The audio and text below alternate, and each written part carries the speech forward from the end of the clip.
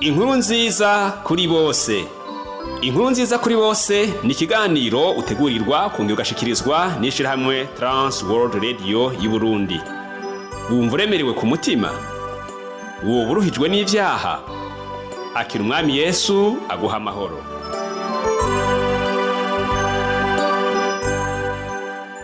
Nshuti mugenzi munywanyi ibiganiro by'ishirahamwe Trans World Radio y'u Burundi, muvukanyi wamubana nanje, muvukanyi munywanyi w'ikiganiro inkuru nziza kuri bose.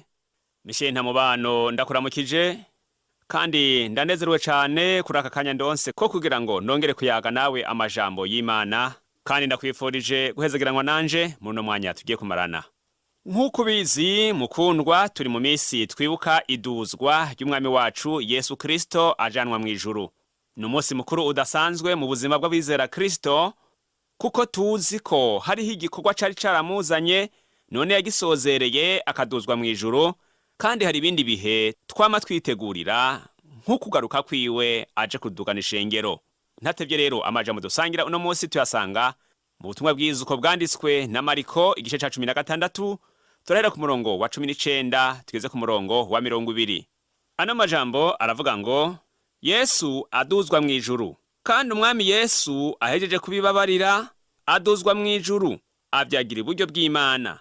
Abo bavayo bigisha hose, umwami Yesu akorana nabo, ijambo ry'Imana arishingishiriza intahe ibimenyetso birikurikira.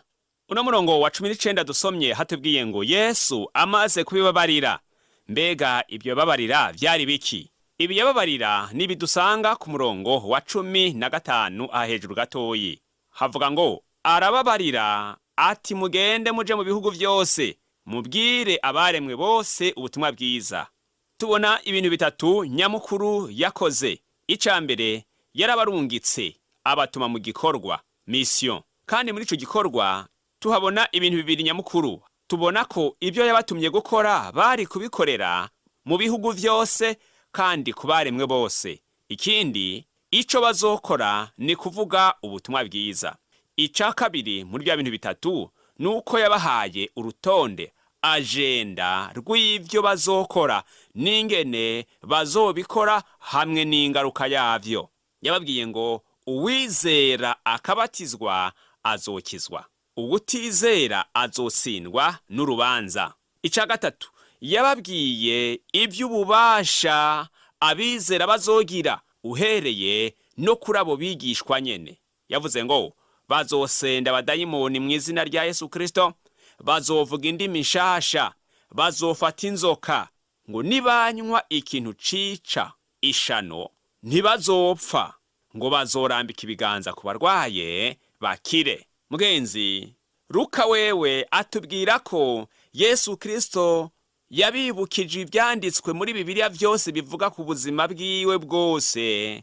Mbere ngo yabunguye n'ubwenge kugira ngo babitahure, maze bitume batababazwa nibigira bibe mu kanya gatoyi kagira kaze kaho akurwa muri bo.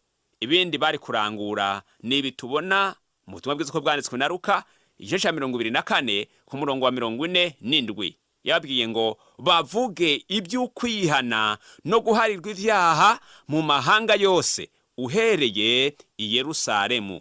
Yesu Kristo kandi yababwiye ko hazoza uwundi musubirizi abibereye kandi abishoboye avuye mu ijuru.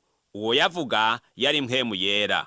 Ahejeje kuvuga ivyo vyose, Yesu Kristo yarabaherekeje ngo baje kurindira iryo sezerano rya mpwemu yera mu gisagara, maze abashikanye aharabana n'i Betaniya arabahezagira, aca atandukanywa nabo, aduzwa mu ijuru.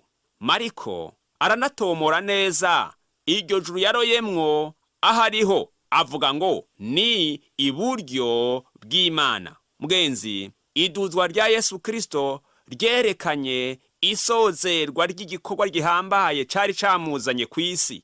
Yesu Kristo yanse gutandukana n'abigishwa mu gihe ibyavugishijwe kuri we ibyo azorangura mu isi bitarashika vyose. Agiterurwa avanywe ku musozi wa Elayono, haciye hahinduka umusozi w'intsinzi, maze yakirwa n'abamarayika banezerewe bamwinjiza mu bwiza kwa se aho yicaritswe iburyo bwiwe.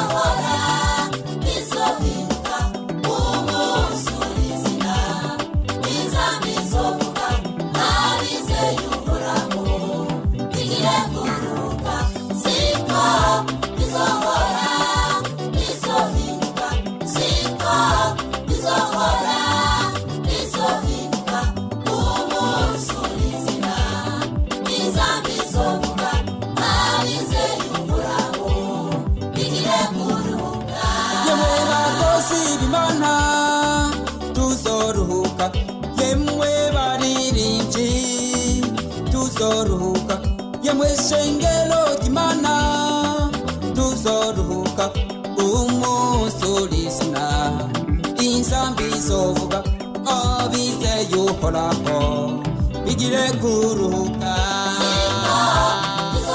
bizohinduka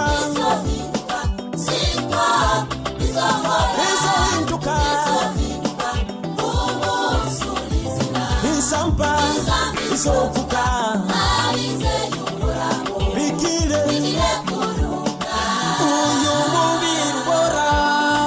tuzovamwa isingwara mubona tuzozivamwa iyi miruho turuha tuzoyivamwa umusulisina insambi zovuga abize yuhoraho bigire kuruhuka bizohinduka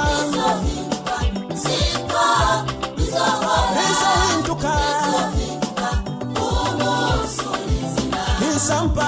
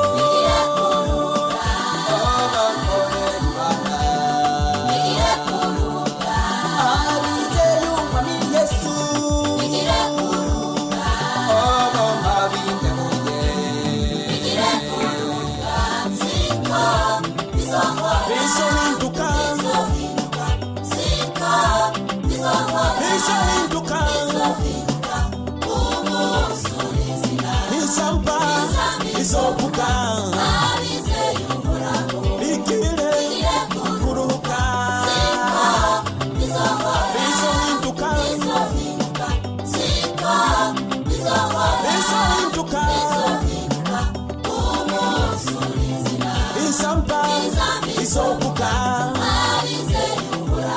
bigire kuruhuka.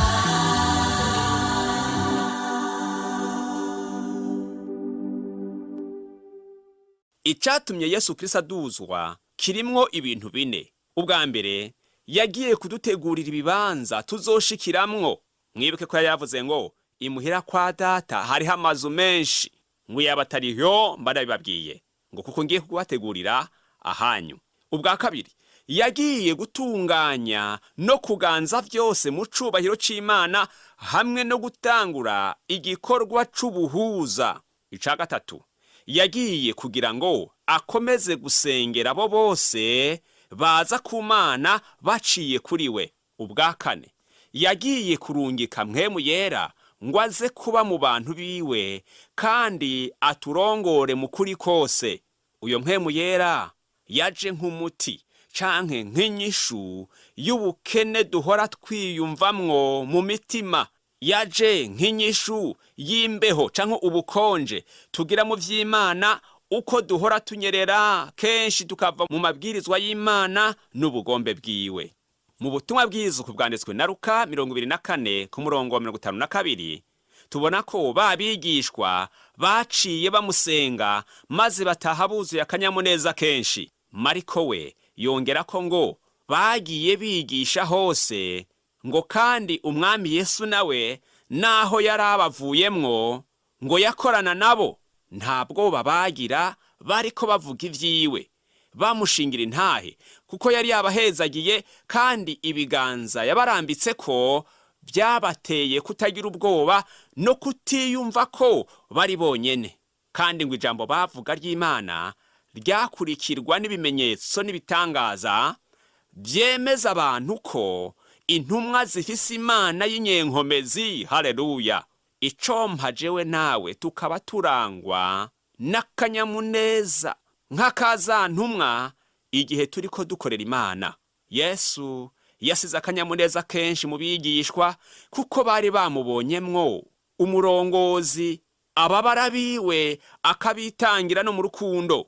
Mbega weho umunsi wakuwe mw'isi abo muvukana, ababanyi, abo mukorana bazosigara bakuvuga ko ibimeze gute? Uwabaye uw'ikimazi ntiyibagiranwa.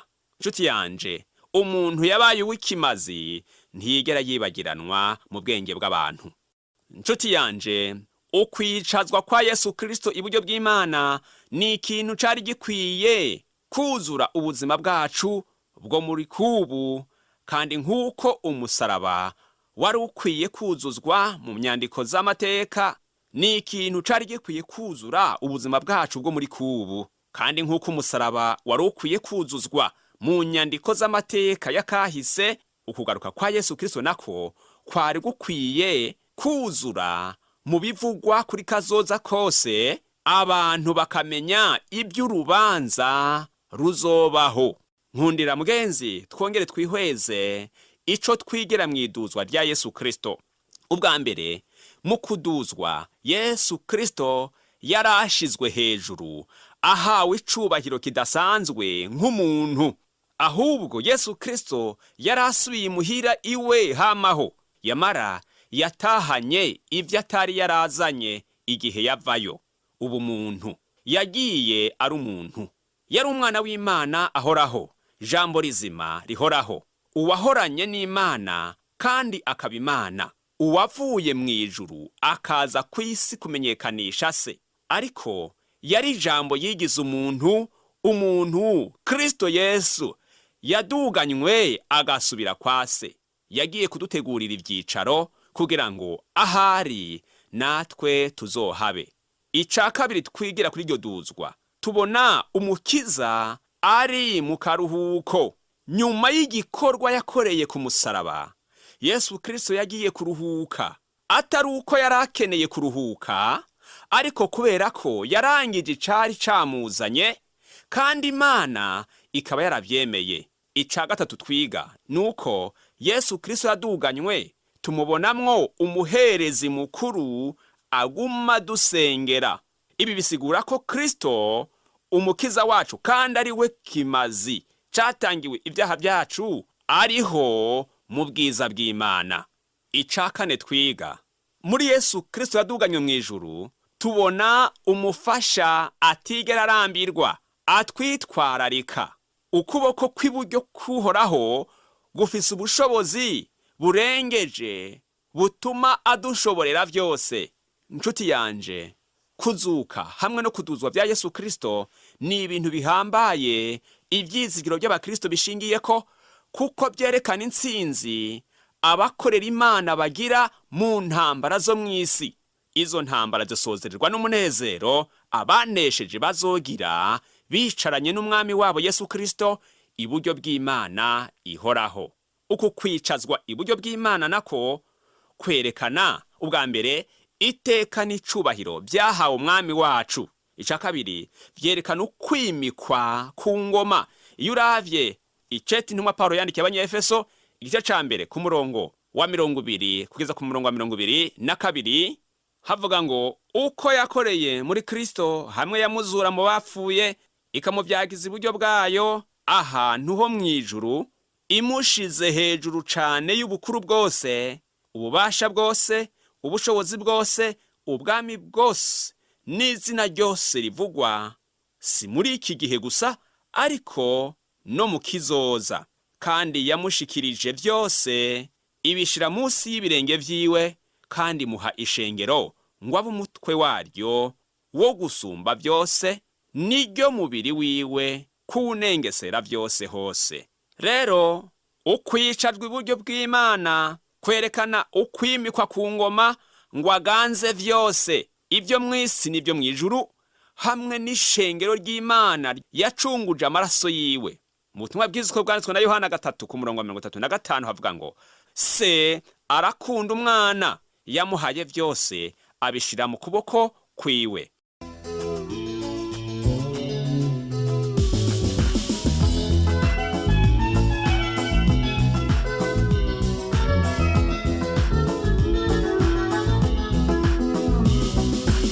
Dore arazana ibicuka n'amasose azamureba, dore arazana ibicuka n'amasose azamureba, ndetse n'abamucumise nabo azamureba, kandi amoko yose nayo azamuborogera, ndetse n'abamucumise nabo bazamureba, kandi amoko yose nayo azamuborogera.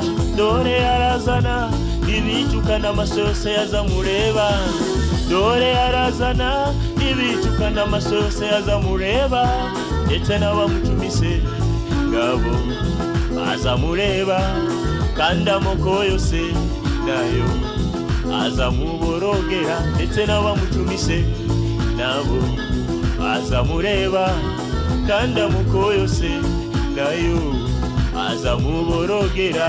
Tuzabana n'umwami iteka, oh haleluya, tuzaririmbana witeka, oh haleluya, tuzabana n'umwami iteka, oh haleluya, tuzaririmbana witeka, oh haleluya. Nuko mumaranisha imibabaro mubwirana aya magambo, nuko mumaranisha imibabaro mubwirana aya magambo.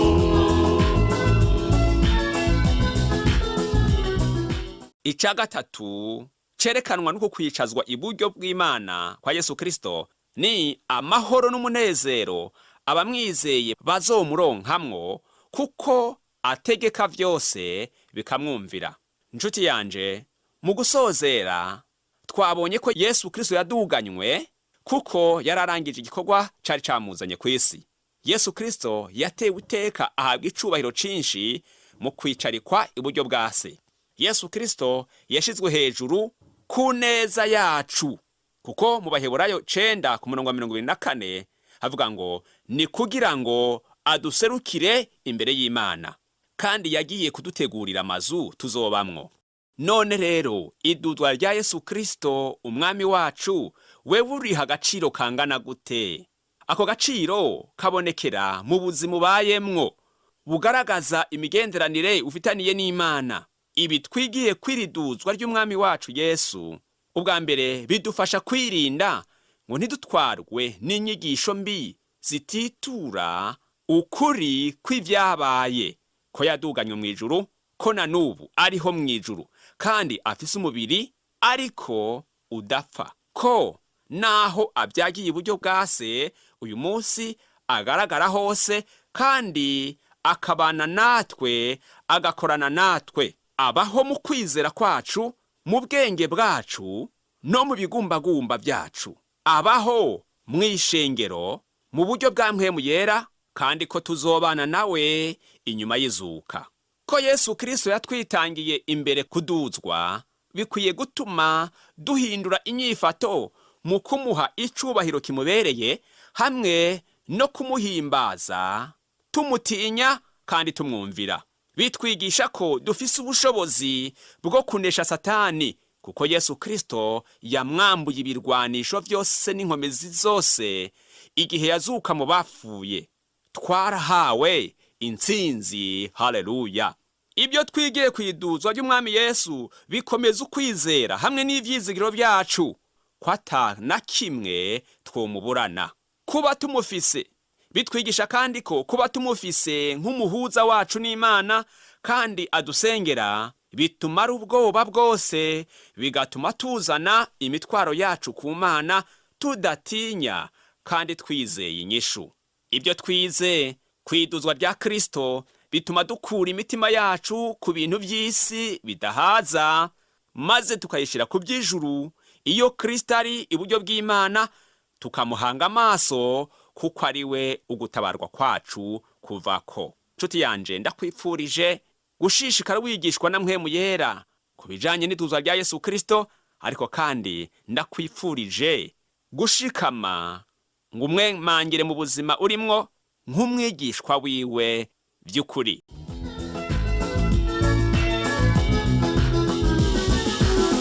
azaza afite ubushobozi n'ubwiza bwinshi, ntazagerana mba kw'isi, azahagarara mu kirere, azatumisha abamarayika be ijwi rirenga, Imana batoranye intoreze mu birere bine, azatumisha abamarayika be ijwi rirenga, Imana batoranye intoreze mu birere bine.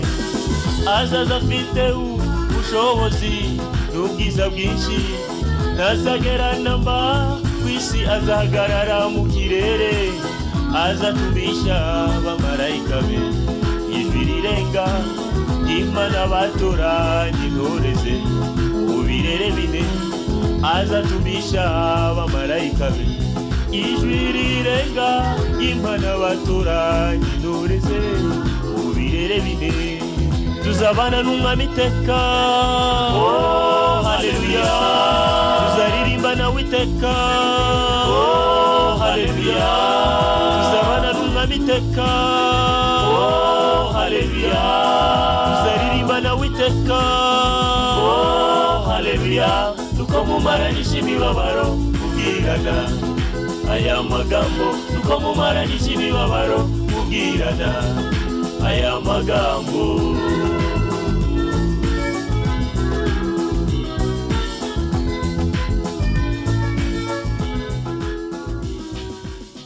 Dusenge.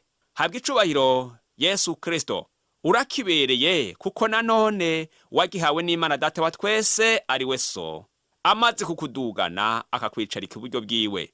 Shimwa kuko dufise inyungu nyinshi zishingiye kukuzuka no kuduzwa vyawe.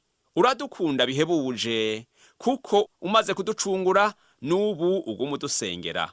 Urazi intambara duhura nazo nk'ishengero ryawe, ariko icuri kirengeye ingorane tugira tukiri kw'isi. Hindura umutima n'ivyiyumviro by'uyu muntu anyumvirije, kugira ngo abeho akwizigiye kandi akunezereza muri byose, maze uteko kandi umubera inyishu muri ivyo ariko aracamwo vyose. Ndabisavye nizeye mu izina rya Kristo umwami n'umucunguzi wacu, amen. Nshuti mukundwa, ndagushimiye cane kumpaye akanyu kanyumviriza, kandi nizere ko wafashijwe n'ano majambo.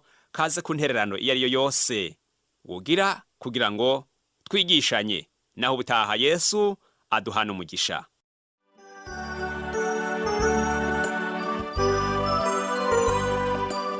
Ico cari ikiganiro inkuru nziza kuri bose. Ushaka kugishigikira, kutwunganira canke ufise ikibazo, twakure canke urungwi ku butumwa bugufi na Whatsapp kuri iyi nimero ikurikira: 69 720 767. Turonderere kuri Facebook ni TWR Burundi. Ushobora no kutwandikira kuri email yitwa twrburundi@gmail.com.